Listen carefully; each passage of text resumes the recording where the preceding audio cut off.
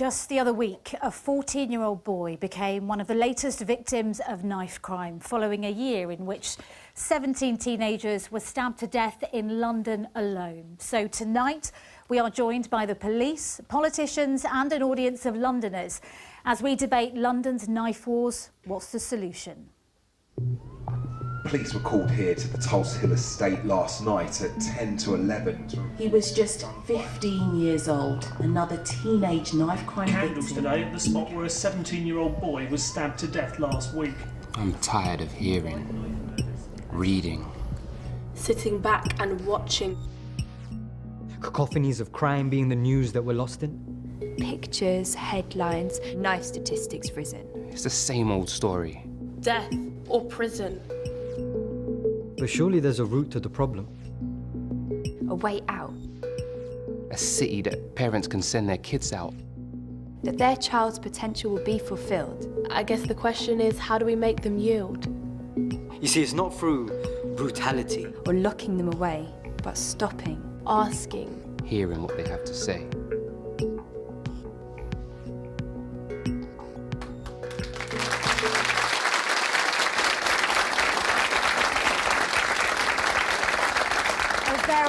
Very good evening. Tonight, we are looking for solutions to one of London's most serious issues, how to cut knife crime. I'm joined by families who've lost children, along with stab victims, former gang members and young Londoners, all with strong views on the issue. Amani, you were stabbed 7 times in 2011. Do you think the situation's out of control? I don't think it's out of control. It's definitely getting worse. And there's a lot of organisations and individuals working to find solutions now. So we're coming together as a community, and I think we're going to start making some leeway in this, definitely. What happened to you? So I got stabbed at 21. I intervened in a fight that basically had nothing to do with me. Ran my mouth to the wrong person and got some stab wounds for my troubles, I guess. Yeah. Would you do it again? Definitely think twice, but I think the outcome of getting stabbed and being able to stand up and be a role model for some of the kids that have been through that situation and show them that you can turn your life around and have a positive outcome is definitely worth the pain that I went through. Thanks for sharing your story. Samir, I want to come to you. I know that your son was stabbed to death last year. What impact has that had on your family? My son, Sammy, he's my only son. He was 18 years old and he got stabbed on his way back from watching West Ham, his team. And my life has ended when he died. I lived all my life for him. There isn't a day that goes by that I don't miss him. He used to be more than my son. He used to be my best friend. I was a single dad since he was 5. So we did everything together, and everywhere I go to, we used to go together. So now, whenever I go to a place, I miss him, and that's the hardest thing. Now he's gone, and nothing feels the same anymore. It's been really difficult in the past few weeks with Christmas especially, you know. With him not being around, it doesn't feel like Christmas anymore.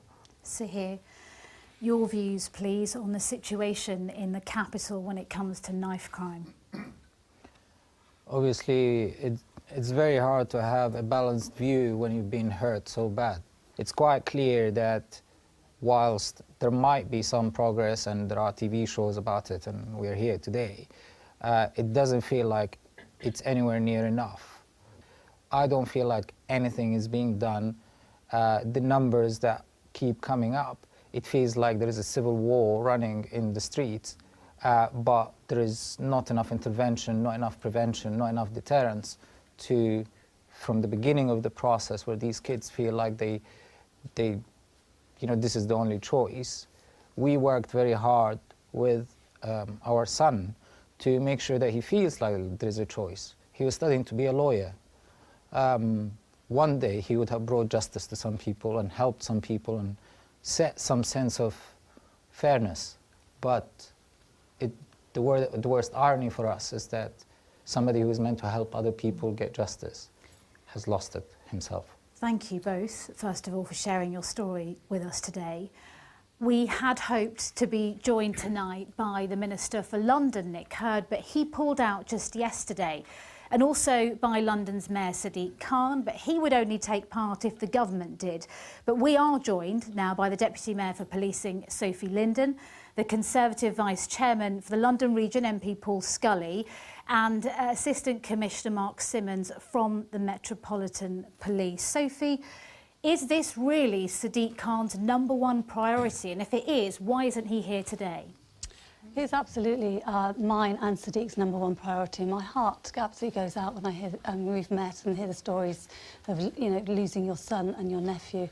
And I would feel absolutely the same, that not enough is being done. And when you hear the number of murders in London, it is incredibly difficult. And we can't get away from the fact that too many, especially young men, have lost their lives in London over the last year and over the years before. You say not enough's being done, but it's your job to look after Londoners. That's how I would feel. What we are doing, the Mayor is doing everything he can. The reasons for the rise in violence are very complex.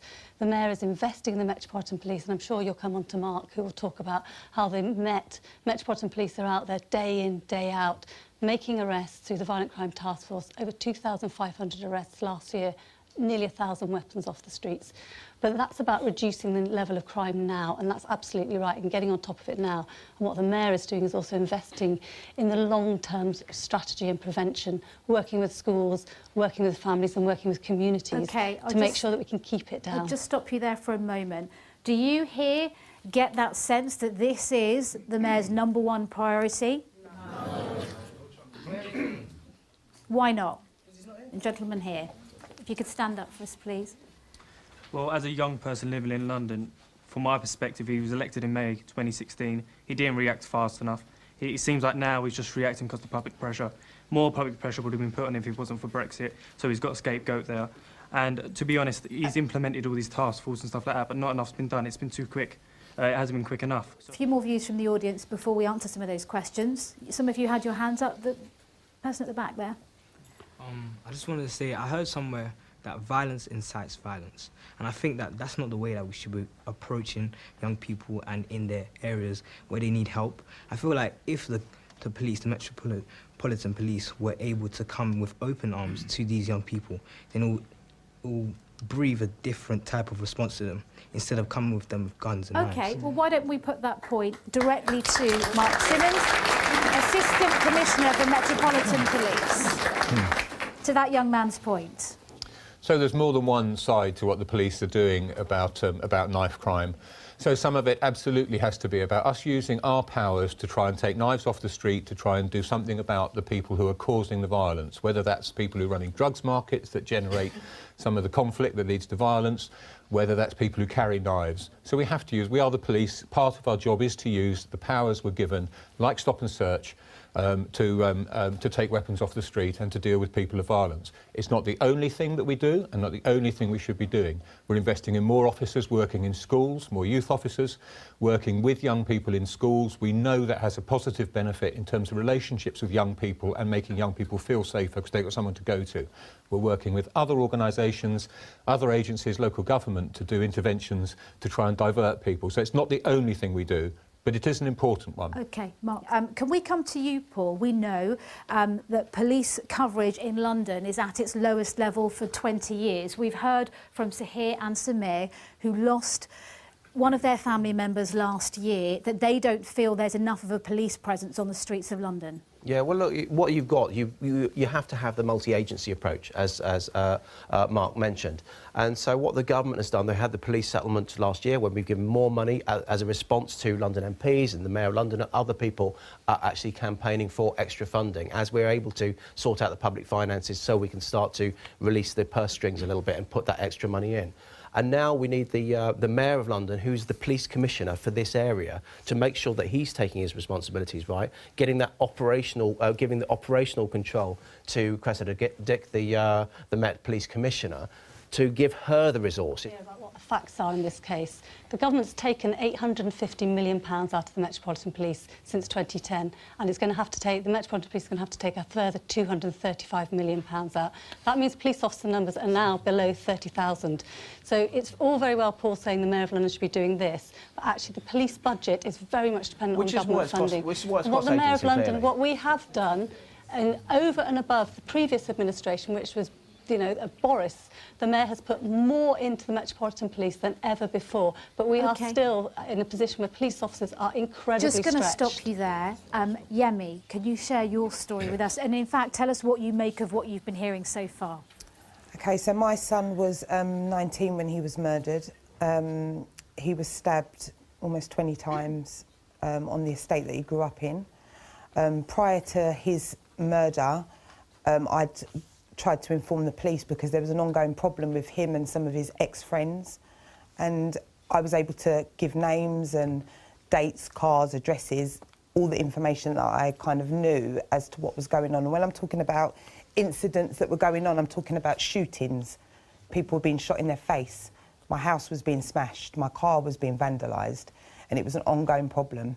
But the police didn't really seem to help me at that point. It was only after my son was murdered that the police kind of stepped in to try and seal those convictions, of which four boys were convicted for murder and manslaughter. From what I've been hearing, it always seems to come down to money, like our children's lives don't mean anything. We can't do this because we don't have a budget. We don't have that because we don't have money available. You know, you can't put a price on the cost of somebody's life. I blame the government. They need to stop saying it's about money. You know, money. Let's just do what we need to do, and everybody needs to come together to make these changes happen. Let's just hear from Duncan Pugh, because you are on the front line. You're a trauma surgeon. Can you give us a sense of how many cases you see, the injuries that you're dealing with? Yeah, so very sadly, over the last 8 years, we've seen the numbers of people injured double. And it's not just knife injuries, it's injuries of all kinds, blunt injuries, and not just physical injuries, sexually motivated injuries, domestic violence. It's really important that we broaden the narrative around the kind of violence that we're seeing. The number of people who die equally doesn't tell the whole story. We see people with all kinds of injuries, with life-changing injuries, and then there's a psychological injury that happens, and the impact on the wider community and families around us we're hearing today. So I think that for us in healthcare, we've made really big strides to improve the kind of care we can provide to people who are injured. But we're repeatedly seeing people coming to harm who are vulnerable, who we know honestly that could have been prevented. And as a society, we really have to answer that question: how can we prevent that? Duncan, has the nature of the injuries that you're seeing changed? I think it has, but I think that we need to really talk to our local communities and need to engage with them and understand the kind of risks that they're facing. There's a narrative quite often which tries to fit a predetermined political narrative around the kind of injuries that we're seeing. We don't see a lot of people who are injured in gang activities. A lot of people who are injured because they're scared on the streets, because they don't feel safe in the local communities. They feel like they need to protect themselves by carrying a knife. And we need to be asking questions around why do people not feel safe in their local community. Thank you very much. How many people here feel safe? Do you feel safe in London? You do? I feel safe, but that's because of my mindset. When you have a certain mindset, and obviously there's things that happen, but my thing is that we are looking at people who already are saying that they're going to cut more money out of funding. Why are we looking at them for solutions? We got to take our own solutions. It's a no-brainer. Like, we're trying to place blame, but we all just need to take responsibility, and everyone's doing their own little thing. Let's link up, and let's not worry about the people who have been part of the problem anyway. Because if we ain't got more police, how worse is it going to get, realistically? So let's just get together, people link up, exchange numbers, no business cards, and let's just do the work. Thank you. I want to come to you. So, do you feel safe? I sometimes feel safe, sometimes I don't. When I went to a primary school that was in a relatively kind of poverty, almost stricken area, where there'd be police there on and off. And there'd be a lot of young people who would say that they weren't feeling safe and would resort to taking knives in result of that because they didn't feel safe and they didn't trust authorities to keep them safe. And recently I was walking through there and I saw somebody get shot with my own two eyes. And you saw someone get shot? I saw someone get shot, and it really made me think, like, oh my God, what is happening? London is turning into something else, something that I am becoming afraid of. Christian Foley, you teach in East London. You see the fallout of knife crime. What are you dealing with on a day-to-day basis? So we will work with children who have been stabbed or who will stab or have stabbed. When they turn up at school? Yeah, so we will have children coming to school bleeding. They've kind of put tissues and they're, you know, shoved that down their tracksuits and stuff, but the blood will seep through. But that's a common occurrence. But even as much as this Friday, we had a boy left my classroom, stabbed 9 times on the way home. That's this Friday. And we're having this quite routinely now, in a quite shocking way. But I think the issue with this war thing is that the boys aren't soldiers. They are children. They like to see themselves. They like to see themselves as soldiers, and certain aspects of a right-wing media would like to see them as soldiers as well, because it helps, you know, push their agenda. But really, people who are carrying knives, they're not mindless killers out for violence. They're very scared and very vulnerable. And they say stuff to me like, well, sir, you know, you're a civilian. You're a civilian. But what does that make them? You know, we have to unpack these ideas around masculinity and the vulnerability that causes someone to be so scared that they're willing to almost kill out of fear. So I think that education has to be one of the most important parts, because we're putting plasters on the problem now. We're not tackling the root. So.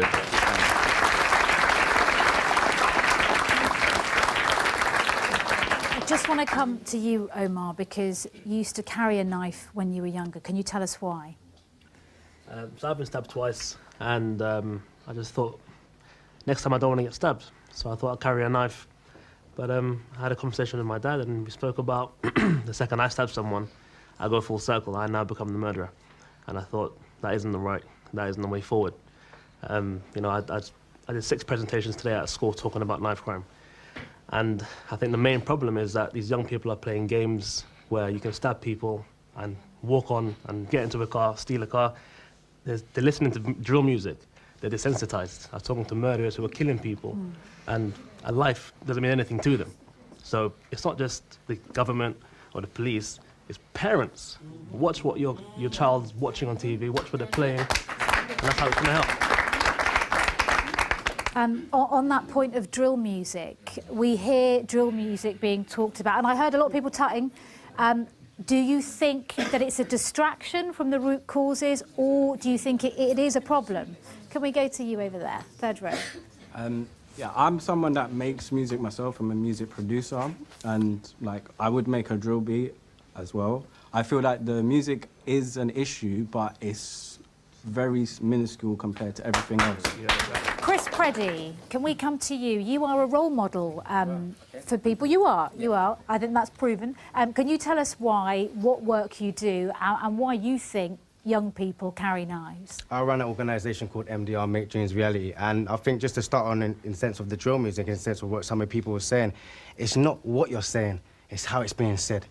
And I'm not saying none of you man them are wrong. Let's just listen right now, because I know you lot like, this is our era. Grime was my era as well. It's not what you're saying, it's how it's being said. No one's saying that you can't share your story. Do you know what I mean? There's difference to, I've got a gun in my waist, I'm going to shoot up the place, to, the guy had a gun in his waist, he shot up the place. It's still the same conviction.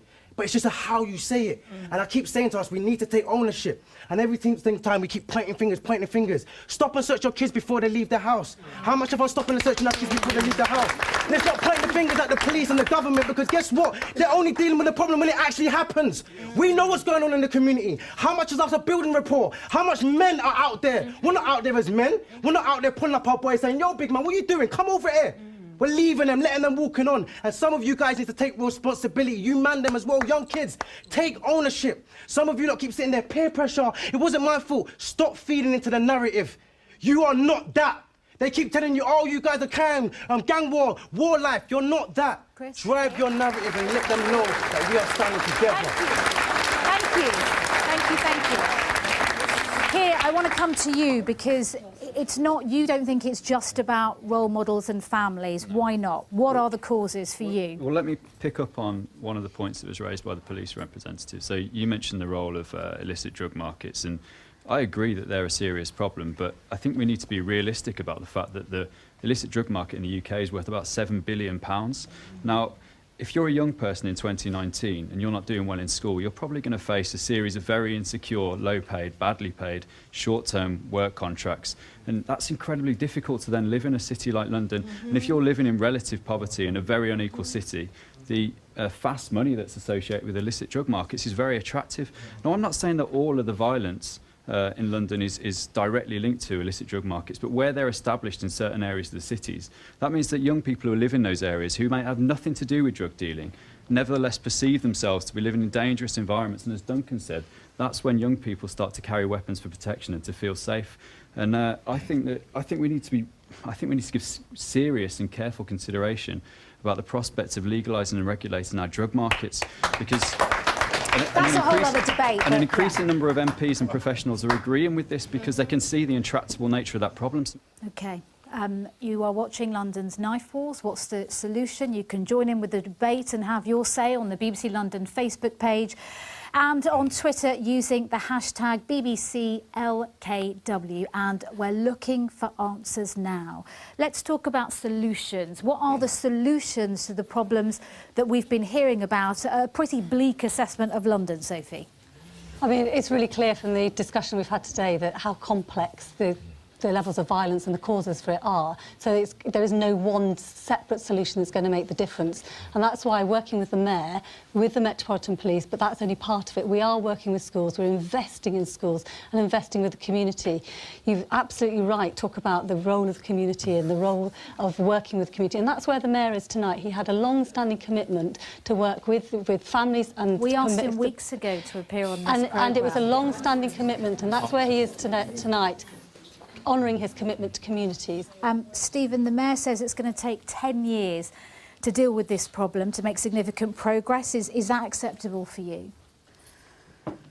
Well, you know what, to be honest with you, the whole situation of knife crime right now is a problem that we can't just look at the Mayor, we can't look at the government, we can't look at the police. You know, let me say something. Life is all about leadership. What is the definition of leadership? The definition of leadership, yeah, is a personal sacrifice to a public problem. Every single one of us in this room has been affected by knife crime, you know. So in order for this whole situation to change, we all need to start taking personal sacrifices. What's a personal sacrifice? Me starting Box Up Crime and giving up my own personal boxing career, you know, that was a personal sacrifice. You know, like, and I'm not waiting for no one to tell me what the vision is to see how things are going to change. What I believe is I'm going to have to come up with my own personal vision if I see a problem. Paul, how do you support this generation? No, I think what you've seen around London, actually, you can see some really good example of local choices with youth services, where some areas are working, some areas are not working. It's because of the choice that those boroughs have made. But what we've actually heard here tonight, it's not all about funding, as important as funding is. It's about leadership, it's about energy, it's about inspiration, it's about joining people up and bringing people together. So, you know, we can talk about policing, we can talk about numbers of the streets, we can even talk about stop and search, but that's actually taking knives that are already out there off the streets. It's stopping them, having them in the hands in the first place. I want to try and get as many of your points as quick as possible in. A quick point from you, then I'll come to Nikhila. Like someone said earlier, not all the knife crime is related to gangs. I lost my eldest brother in 2017, November, to knife crime, which wasn't gang related.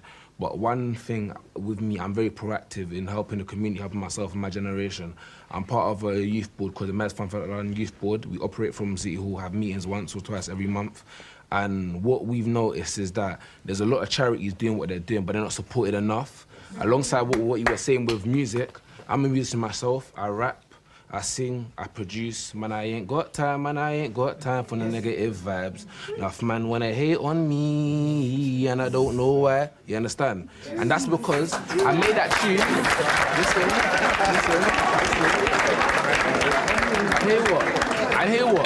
And hear what? Most of the lyrics I write is very positive lyrics. And another thing as well, we always talk about schools, we always talk about youth clubs. I've seen one hella youth clubs get dropped, just like that, because they ain't given enough funding. People are talking about youth work. What about people in The man responsible for some of that funding sitting next to you. But you need the volunteers as well, actually, in youth services. And one of the big things is... So, yeah, so... OK, hang on. I wasn't even finished. Yeah. I wasn't even finished. I said I'd go to Nikila. Let's go to Nikila. Thank you very much. I want to get everybody's views in. Can we get you to stand up? You were a former gang member. Is there a short-term fix? There's not a short-term fix. I think the problem's been... I'm 30 now. There's problem. I've been a part of the problem. I'm a part of the solution now. So for me, it's getting in there and doing early preventative stuff, working with your local grass-up community groups and tackling the problem, getting into the communities and talking to these young people, seeing these young people from where they're at and establishing a solution to work to get them driven forward. Because right now, all systems and all services have failed young people. Kind of got to put our hands up and admit that we are facing a problem that it's either going to get worse if we don't put things in place now, forget the whole ethos of money, because money is not the driving force of this problem. It's the community, and we all need to start taking owners, like everybody here is saying. Nikila, thank you. I want to come to Sharon. Can you tell us how you've been affected by knife crime and also what you think the solution is? Yeah, so I lost my son in November 2017. He was 18 years old. He was stabbed 8 times. It ruined our lives. He was the most loveliest kid you could ever meet. I recognise the gentleman there. He operated on my son. He had his spleen removed, he had his lung removed, and our family's destroyed. How do you feel about stop and search? I think it's a must. My son was an 18-year-old boy. He got stopped constantly on the street. And he used to come home and he used to say, "Mum, why am I getting stopped?" I said, "Don't worry about it, son. You've got nothing to hide. Let the police do their job." And he didn't. He never had to go. He didn't have to go out with knives, and they stopped and searched him constantly. But it has to happen. Young people of colour are disproportionately stopped and searched. As we know, if you are black, you are 9 times more likely to be stopped and searched for weapons. What are your thoughts on stop and search as a deterrent, as a solution when it comes to knife crime? My son Michael Jonas was stabbed and killed. But there's a lot of stuff happening around us that people don't even seem to realize. It's very rare a rich person child is being stabbed. It's mostly poor people, right? And these youths who are so red high, covetous, bad-minded, envious, because they will kill you for just what you have. How many youths out there right now would rob you of your mobile phone to go and sell that to buy a pair of trainers in one of the shops? There are lots of young people here. You tell me. Plenty of them out there would do that. I personally think stop and search I think it worked. Hey, I'm speaking. I think stop and search is very important because I went to school in early 2008 and stuff. When I finished school, that's when stop and search kind of stopped. And since then, I feel like it's just got more out of control. And the younger generation, we just cannot tame them because there's something called social media. And I feel like as parents, you need to open up a dialogue, have a conversation with your kids, because I think words are so powerful and words can steer this knife crime war into a different energy and a different space. Thank you. OK, let's hear from some more of your views. I just want to say, I'm not trying to blame it on anyone, but parents, as parents, I feel like they should be more involved in the children's life. I get about the money, wanted to pay for the family, I get that. But my dad, before I leave the house, go to school now, yeah, okay. What do you have today? What are you going to learn? See, because when I carry this big duffel bag, people might think, oh, what does he have in there? Well, obviously, my dad will ask me, peek it, innit?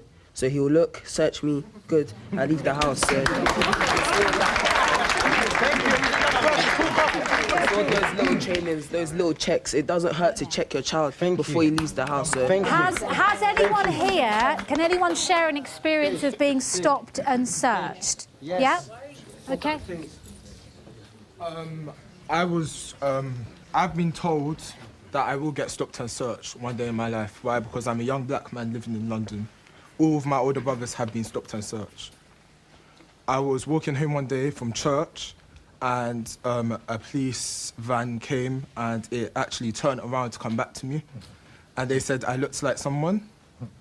I had a hood up. I didn't get that, but I personally think that how can I, someone who lives in the area, be scared to walk around my area?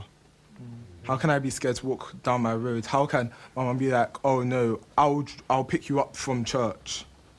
I'll drop you to church. It's not something about the police, like, the police is involved, but it's not about them, it's about the mindsets and ideologies of young people in London. Thank you very much. How effective is Stop and Search as a tool for you?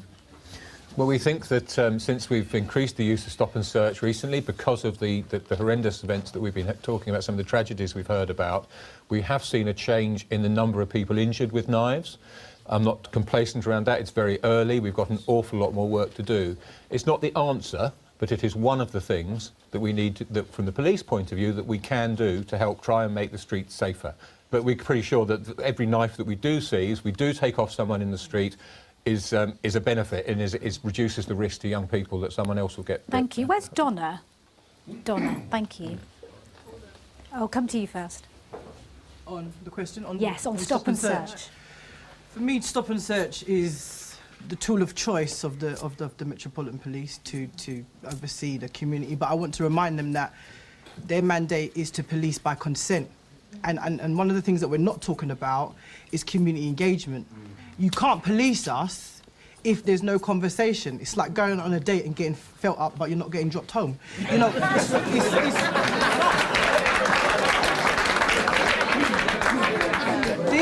and I'm being serious. You know, I'm being serious. You know, we have to place more value on community engagement. And there has to be a safe space so that here in Croydon, not here in Croydon, but in Croydon, we've seen a drop in our Stop and Search, and we've also seen a drop in our crime rate. And that's because I truly do believe my organisation, other organisations like mine, have been very forefront in creating safe spaces for young people and for adults to come and speak their real mind, not the kind of conversations they'd have perhaps with a social worker or a youth worker, but the real thing. I know there's been a lot of, parents need to search their bags. There are a lot of parents parenting and not themselves are broken people.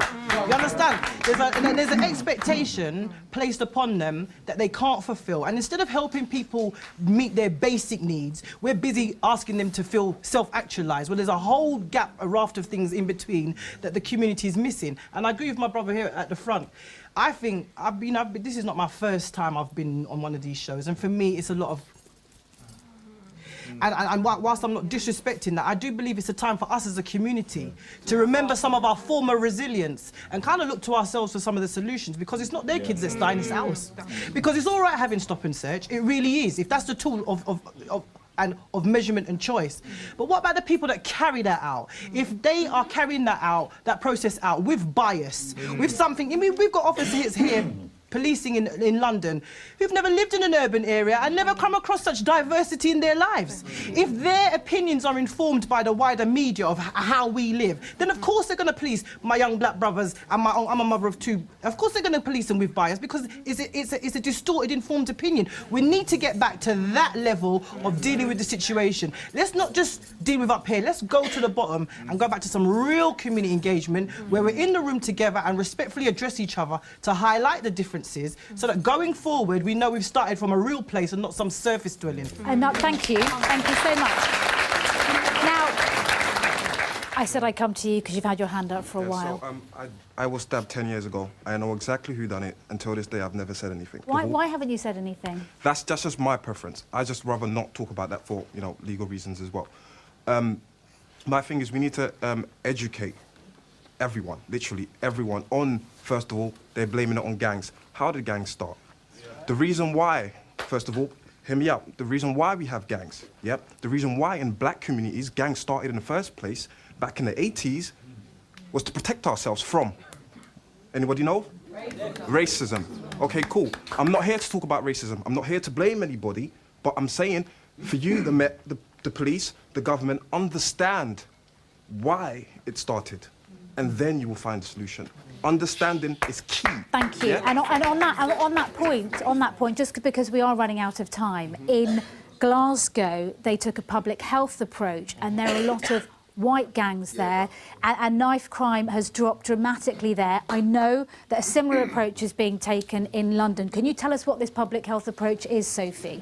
Absolutely. I mean, the public health approach is treating violence like a disease. treating the symptoms through enforcement, but then long-term intervention and prevention.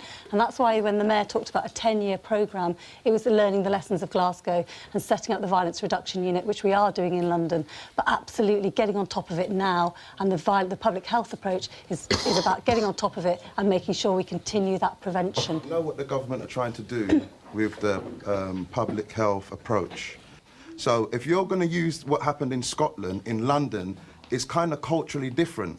So you must have like a cultural competence of how you're going to deal and interact with those youth. So it's a good idea what happened in Scotland, but transferring it just by saying take it from there and put it here in London, it won't work unless if you've got the real grassroots organisations involved.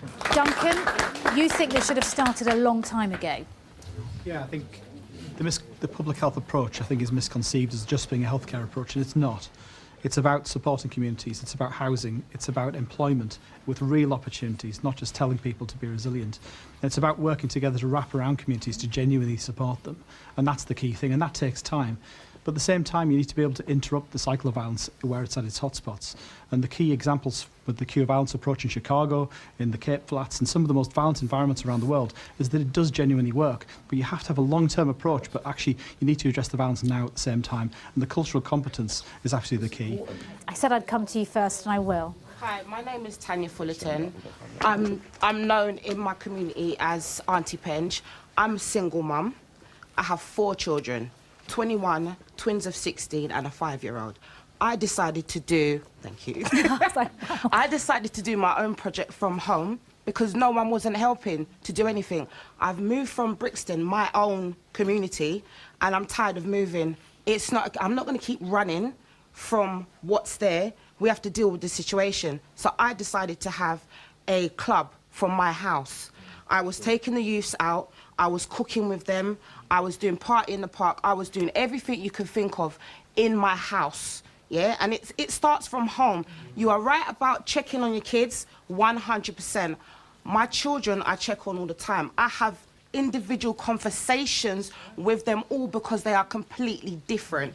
And the youths, as far as I'm concerned, need more attention. When it comes to schools, what we haven't talked about, the role of education and exclusions being blamed, so young people being taken out of the education system and being put in pupil referral units. What's your view on that? In education, I think one of the key elements is that the decision currently of the government is that there should be a particular kind of curriculum which is prefaced on an academic profile and is really one size fits all. And what we've heard today is we need a much more nuanced approach and schools need the ability to be able to choose the curriculum high quality but more varied and fit the needs of the children rather than fitting the children into the... What are you doing in your school? We try very hard to make sure that every young person understands that you can make a mistake and you can come back from it and learn, and therefore the inclusive approach is critical rather than the exclusive approach. Inclusion costs money though. It's more expensive in the short term, has much better longer term benefits. Exclusion saves issues quickly but stores up problems longer, and we're seeing that played out on the streets over and over again. We are out of time, but I tell you what we can do, especially for people we haven't heard from. If I can just go round very quickly, people we haven't heard from, and tell me how you feel about the year ahead. Are you feeling positive? We haven't... one or two here, and then we'll come over here. Yes, you. So if Sadiq Khan is saying that in the next 10 years he won't be able to do anything, think about the 17 that got killed last year. If there are 70 more each year in the coming 10 years, that's 170 young people killed. And if we don't do anything about that, then that could increase to 27, 37, 47. Thank you. Over there. Yeah. So I don't feel confident about the year to come. If someone speaks a certain language and you can't understand, you get someone who speaks that language. We speak the language of the young people, so we should be helped.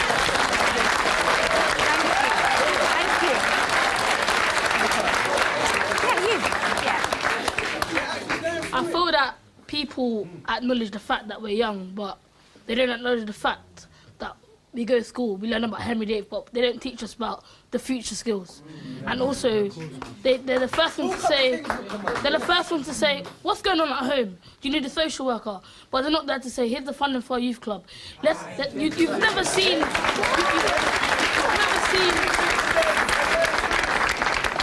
seen a police officer in your state say, come, us youth, let's do a project, let's play basketball. But the first thing, they're ready to pick on that little black kid with a little knife to arrest him. Why? Thank you. I'd like to add on to what he said as well. It's like schools, they're not teaching you to live the future, they're teaching you to live in a system. And it's like certain people in the community, they're there for you, and at home as well, they're there for you. But like there's people in schools and stuff like that, but they're ready to like pick on you. And there's Black History Month as well. That's changed to World History Month in my school. And we're always learning about bad slavery. We're never learning about the nice places like Morocco and all of these places. All of that. I want to be a little bit more direct. There's something that Armani said at the beginning where he said there's a lot of people in here who are working on the ground to make sure that connecting with the youth. I'm part of something with my best friend called Your Perspective, and we take time out of work, our own time out of day, to go into schools and talk to students and be like, look, this is the world, you know. There's so many options out there, and that's the thing. There's a lot of youths here that have so much potential, but they don't know. They don't even know how the world operates. And the minute they leave school, it's up to them, you know. And I'm saying to you, the government, yeah, you want solutions. There's people out here that come here and they can offer you. Look how many youth came out today and they said, you know what, we wanna be heard, you know. You know why? You see the government who run this thing. The government, they have the education, but they don't have the common sense. Honestly, like people like from other areas that have no money, nothing, ain't getting the support they need from school. So instead of learning about Henry VIII, like he said, learn about things that are like gun violence and life violence to help other people around the country with support. Talk up the team. I'm really sorry to say that I have no faith in this year ahead, because we need to inspire our young people to take opportunities, because the real thing is that because poor people aren't given opportunities, poor kids are affected by knife crime. Rich kids aren't affected by knife crime as much because they're given more opportunities. We need to give our young people opportunities like work experience. Are you feeling hopeful? Yes, I'm feeling hopeful because I feel like it all starts with the mind, as everyone is saying here. We need to be positive about this. We need to say, you know what, we're all here today and we all share the view that something needs to happen, something needs to be changed. However, if we decide to say that, oh, we're not going to be optimistic about it, how is there going to be a change? We need to start. Everyone here is talking and I appreciate everyone's concerns. However, words don't mean nothing without action. You know that the government's not going to help us. If we all agree to that, okay, let's do it ourselves. We want to change. Change starts from within. So it's about time we step up together as communities and as minorities and obtain change. And that's all we've got time for tonight. The debate continues on social media. You can have your say right now on BBC Radio London. My thanks to my guests, our audience here, and to you at home for watching. And I leave you with a message of hope from the young people we heard from at the start of the programme. From all of us here, good night.